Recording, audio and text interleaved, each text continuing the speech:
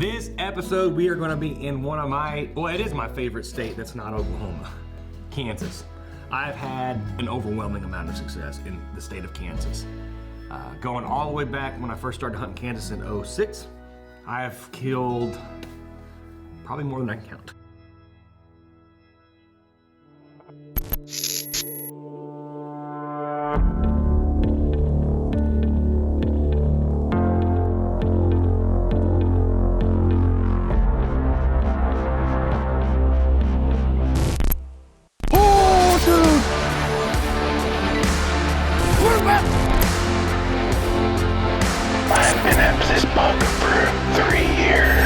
That's what it's about.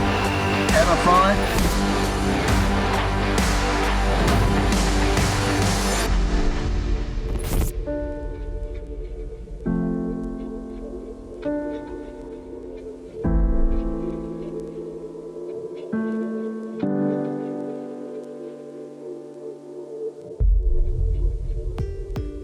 So Kansas, I'm from Oklahoma. Kansas is like, where I hunt in central part of the state. It's about 3 hours away from my house. So it affords me the ability to basically watch the weather and pick my times that I want to be in the state of Kansas. And I'm lucky enough to be in cahoots with Saltgrass Outfitters. My name is Clark Schmidt and I live in Sterling, Kansas. I've lived here all my life and I've farmed my entire life, but right now I'm mostly just a hunting guide.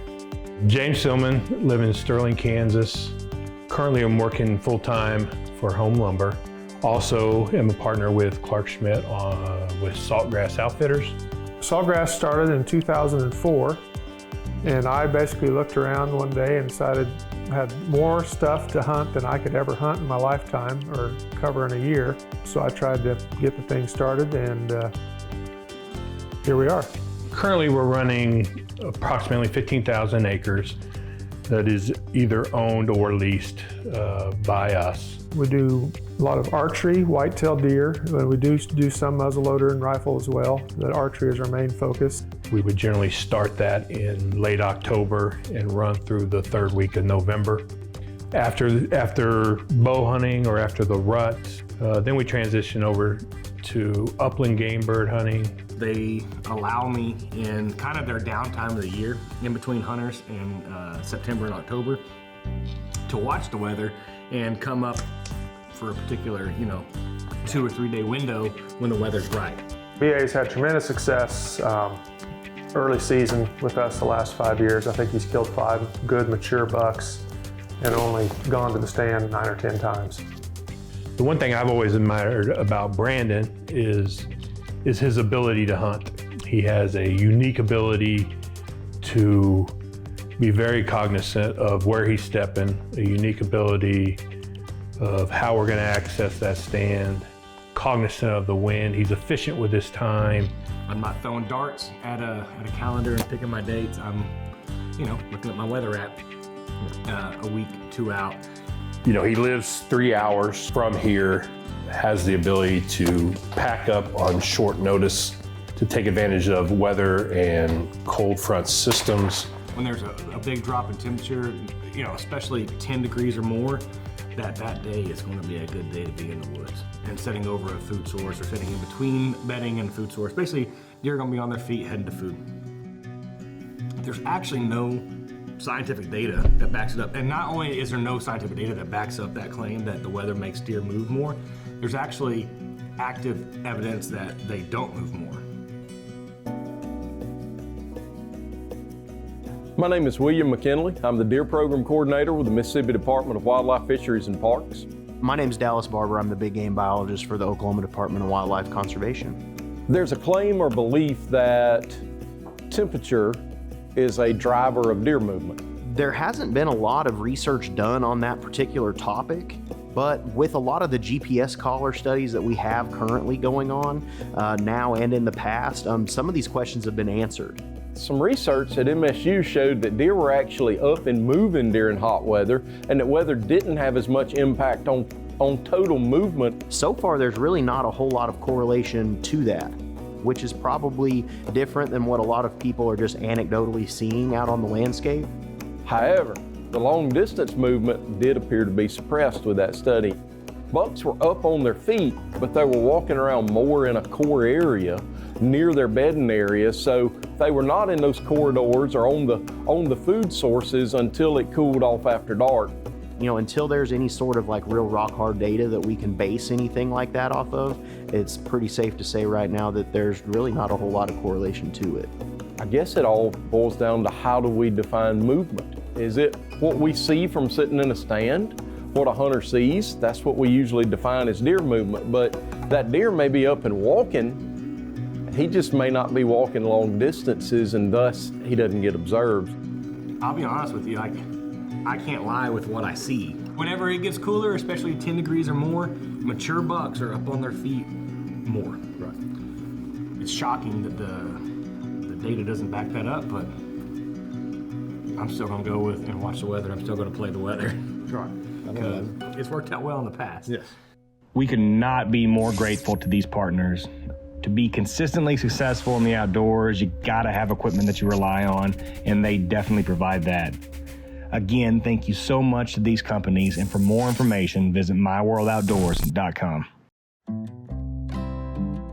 So you went to Saltgrass Outfitters. Well, last year I was lucky enough to go, and man, I tell you, it's James and Clark have got the top-notch place I've ever been. Had some very good encounters. I missed the Big 8. You gotta be kidding me. Had a dead shot at him, 25. It was a great one, and then I had an encounter with a tall, narrow 8. That was a big 8 point. Yeah, it was a big 8 point. This hunt actually starts in the summer. Before the season, I went up to Kansas, hang out with James and Clark for a couple days. Well, we are almost to James and Clark Saltgrass Outfitters. I'm gonna stop by here and say hi to the guys and put some cameras and Twisted Oaks out. We got some big boys floating around this year, so I'm excited. Overflowing with confidence. Let's go put out some Twisted Oaks. James and Clark do a great job in a lot of aspects, but in particular, they love those cameras, and they have a tight grip on really kind of what caliber of deer running around. And 2021 was a very, very good year on their farms. And most of them are farms, most of them are for crops. 100% bedding all the way around. But these plum thickets just look better. They'll get there. I'll show you. I mean, a straight east obviously is the wind, but a northeast is the best wind. I thought there. But there was one deer in particular. There was a deer you actually had a close encounter with the previous year, that big, tall, narrow 8 point, that just stood out of all the deer. And they had some slammers, like 70s, 80s plus deer, like 170s, 80s, 90s. This 8 point stood out amongst all of them. It's one of the biggest 8 points I've ever seen. We decide to focus our efforts on that particular farm. And on that particular farm, the previous year with you and I actually set up a ground blind. We built a ground blind on the ground that I don't think you ever hunted it. I'm gonna clear this spot out for me, and then you'll be sitting right back there. And it'll be incredible if we can get him there. Basically, it's on the edge of a real big half a section of like thicket. There's crop fields right behind us, and those deer are coming from that thicket, and then walk into those crop fields, and hopefully you're going to intercept them on the way.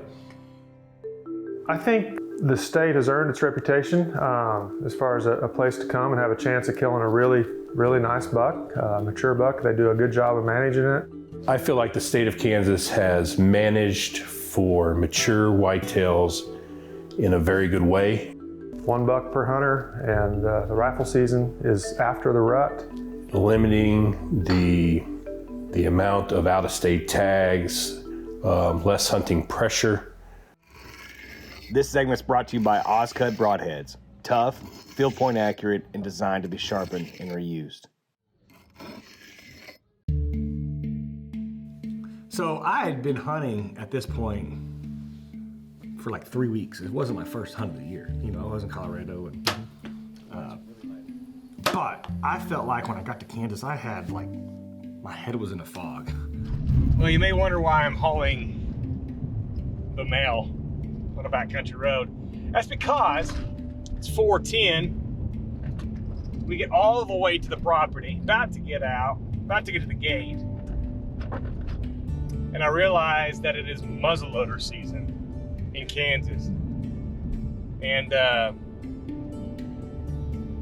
we don't have our orange. And we are not lawbreakers.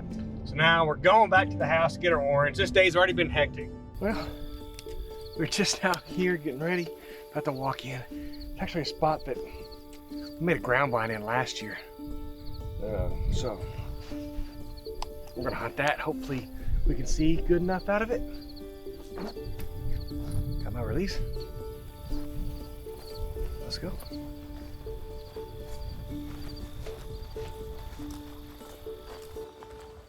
I tell you what, if it happens out of this ground blind, it's gonna be special. It's gonna be in your face, and especially on an animal of the caliber of that 8-point.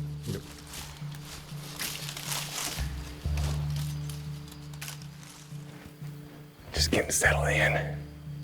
As you can tell, we are setting up on the ground tonight. As you can probably also tell, it's up close and personal. This is a spot that we know pretty well. We actually made this blind last year for a north wind. And then we ended up putting a ladder stand right above it. And John, JC, ended up having a real close encounter with a big tall 8 who's still around this year and actually missed one right out of his stand. So we're hoping they're on the same travel patterns they were on last year. And we can get something right here at 20 yards. It's gonna be quick. I mean, it's boom, boom, boom. But if it happens, it's gonna be right in our face. So I'm gonna get to looking. We've had a lot of stuff go on today. I'm gonna hopefully lay my eyes on a big boy soon. Wind's perfect.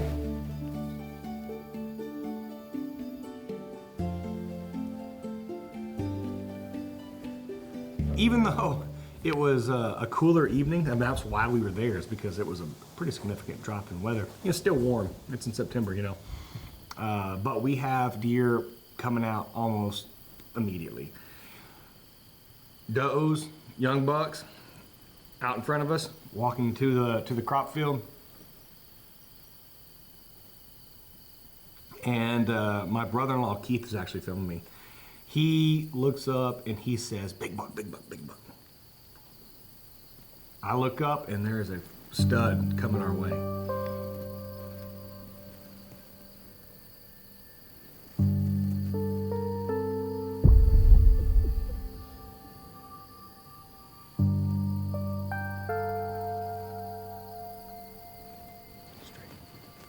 This is a really good deer, and it's a mature deer. I think it's a 4-year-old deer. Maybe a 3-year-old, but 3, 4 solid deer. And he comes out and is at 20 yards, and I pass him.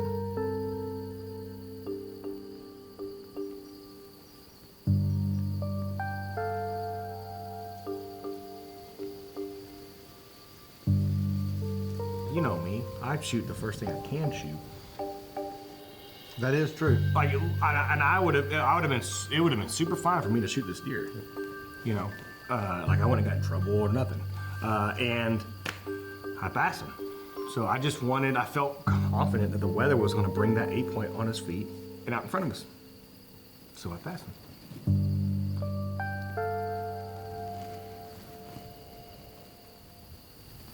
That's a heck of a way to start off your Kansas hunt. Really, really, really pretty buck. I think he's a 3-year-old. Right here at 20 yards. If that big 8 or anything else really does that, I like our chances. Doe coming over that hill.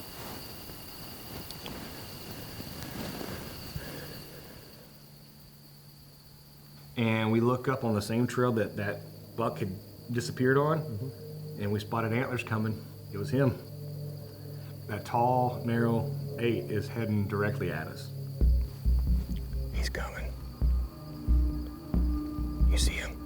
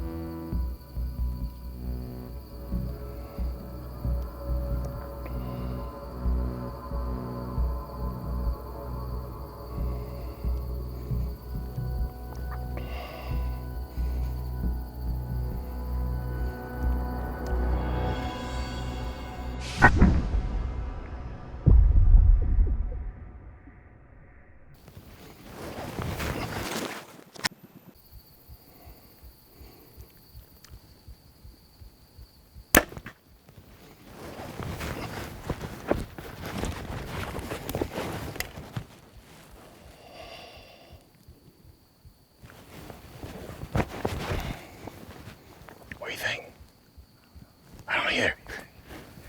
I think I smoked him. Dude, I felt good on the shot. Like, just freaking money. I felt money. When I pulled the trigger on this, like, the shot felt good. We went out there and looked for the arrow and looked for blood. I think I smoked him. This segment's brought to you by Hoyt Archery. Almost a century of innovation continues today. Get serious. Get Hoyt.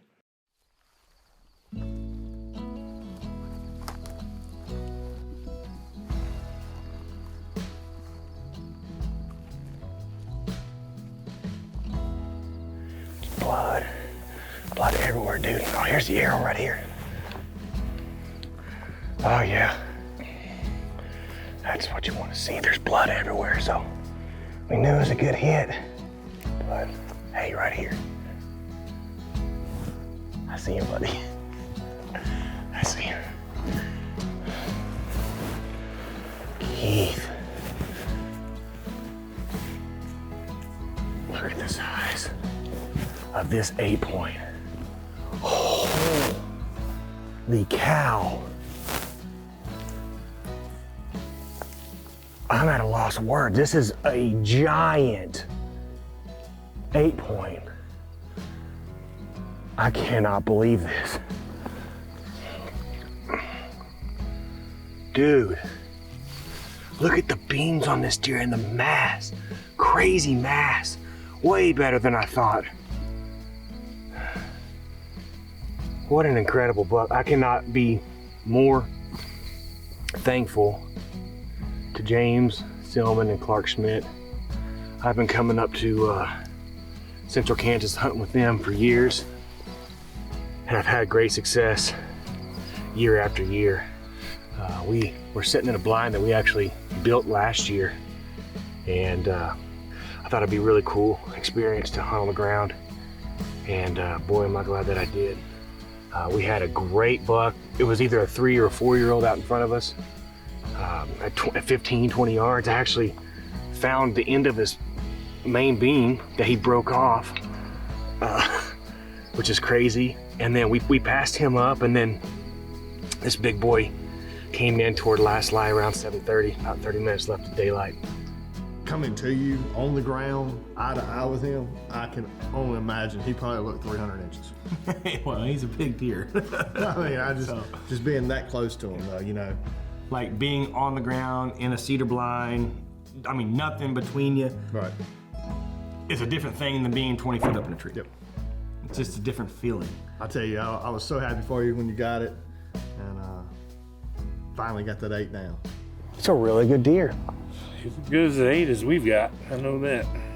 He's as big as 8 I've ever killed. Yeah, he's a giant. He really is. James, Beautiful. thank you, brother, for everything. Thank you, man. Thank you. This is fun. It truly is a special animal and a testament to what Saltgrass Outfitters and James and Clark and do. the state of Kansas has to offer. Man, I'm grateful. I really am. That's a big deer. Giant. You know, I roll in to central Kansas and kill on the first day. So this is 5 seasons in a row where I've hunted a total of 9 days now. And in my opinion, it's because I'm watching the weather. I'm waiting for a drop in temperature, and in particular, a 10 degree or more drop. And that's what we got on this trip, and I kill the first day, and I've done it year after year, the last 5 seasons. And even I know there's no data to back this claim up, but it's what I see with my own eyes.